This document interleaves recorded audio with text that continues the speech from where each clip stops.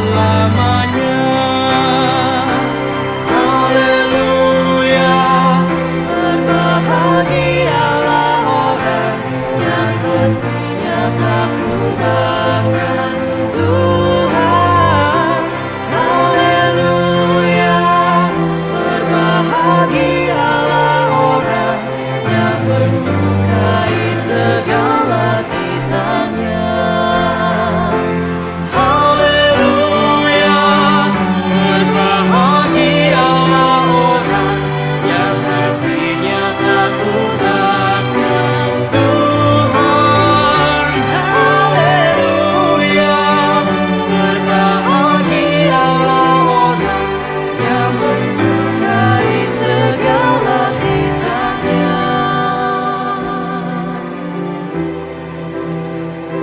Di dalam gelap terbit terang baginya, kasih sayang memenuhi hatinya. Bujur orang yang menaruh belas kasih, yang setulus hati mau meminjamkan. Haleluya, berbahagialah orang yang hatinya takut akan Tuhan. Haleluya, berbahagialah orang yang menyukai segala titanya, yang menyukai segala titanya.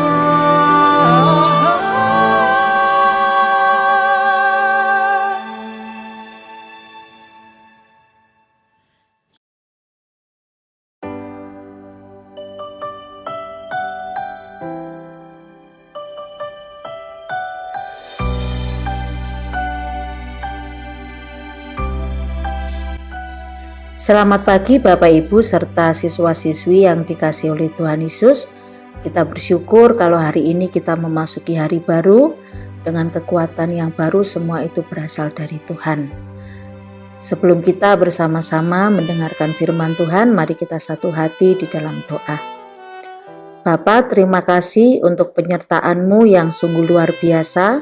Kalau Tuhan memberkati dan menyertai kami semua karena kasih-Mu. Dan pada saat ini Tuhan, kami ingin mendengarkan sebagian daripada firman Tuhan. Oleh karena itu, tolonglah setiap kami supaya memahami akan kebenaran daripada firman-Mu. Di dalam nama Tuhan Yesus kami berdoa dan mengucap syukur. Amin.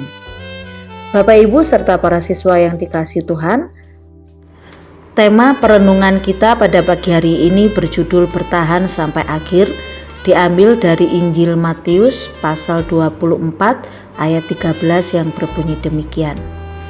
Tetapi orang yang bertahan sampai pada kesudahannya akan selamat. Siska menderita kanker stadium lanjut. Sebelum ia sakit, ia sudah memutuskan untuk melayani Tuhan seumur hidupnya.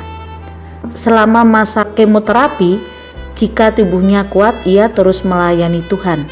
Bahkan ia bertekad untuk terus melayani Tuhan jika Tuhan menyembuhkan dari sakit kankernya. Walaupun akhirnya ia meninggal sebelum berusia 40 tahun, saya menyebutnya pahlawan iman keluarga. Ia bertahan setia sampai akhir kepada Tuhan yang mengasihinya. Rupanya sejak zaman Yesus sudah ada pengikut yang sulit mempertahankan imannya, apalagi dengan bertambahnya kedurhakaan dan kasih yang makin dingin, yaitu ayat yang 12. Penindasan dan penderitaan hebat bisa membuat orang percaya sulit bertahan dalam imannya. Karena itu, firman Tuhan mengingatkan bahwa mereka yang bertahanlah yang akan masuk ke dalam kerajaan surga. Kata bertahan di ayat yang ke-13 maksudnya adalah bertahan dalam iman dan bertahan dalam kasih yang hangat. Bapak Ibu dan siswa yang dikasihi oleh Tuhan, sakit penyakit, kesulitan ekonomi, relasi yang rusak dapat membuat kita menjadi orang yang durhaka. Durhaka berarti ingkar dalam memenuhi kehendak Tuhan. Padahal masa hidup yang kita jalani adalah masa di mana kita juga sedang menanti kedatangan Tuhan kembali. Dan firman Tuhan hari ini mengajak kita untuk bertahan. Di satu sisi kita diajak untuk terus percaya bahwa Tuhan berkarya dalam suka duka kita.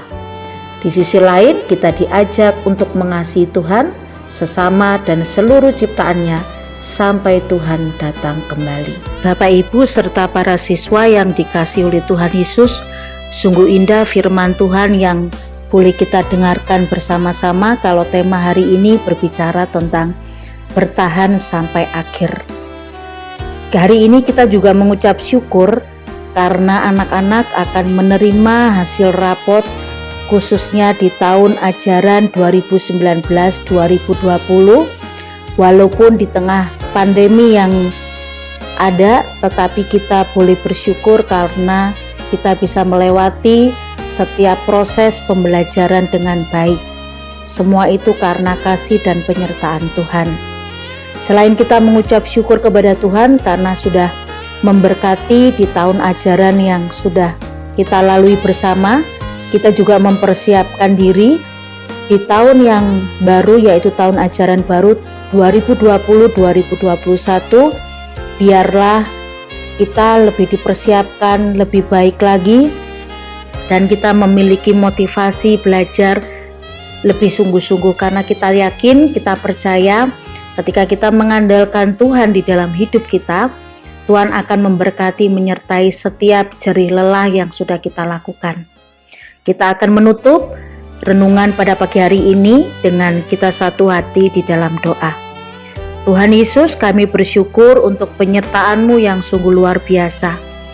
Melalui firman Tuhan kita diingatkan semua bahwa kita tetap setia sampai akhir. Ketika kita belajar bersama-sama bagaimana Tuhan memproses hidup kita. Oleh karena itu Bapa, kiranya Tuhan akan memberkati setiap anak-anak yang hari ini akan menerima rapot yang sudah mereka selesaikan di tahun yang sudah terlewati 2019-2020 bersama dengan Engkau. Walaupun begitu banyak rintangan, tantangan yang kami hadapi, tapi kami belajar untuk tetap bersyukur, untuk tetap mengandalkan Tuhan. Terima kasih untuk itu Bapa. Kau juga memberkati setiap orang tua yang berjerih lelah memperjuangkan anak-anaknya untuk memberikan yang terbaik. Engkau memberkati juga guru-guru yang sudah semaksimal mungkin juga menyampaikan materi-materi yang sudah diberikan kepada anak-anak. Biarlah penyertaan Tuhan dan kasih yang Tuhan berikan kepada setiap kami, boleh kami syukuri karena Tuhan Yesus sungguh amat baik. Terima kasih Bapa, kami menyerahkan untuk masa-masa di mana kami saat ini tetap mengandalkan Tuhan.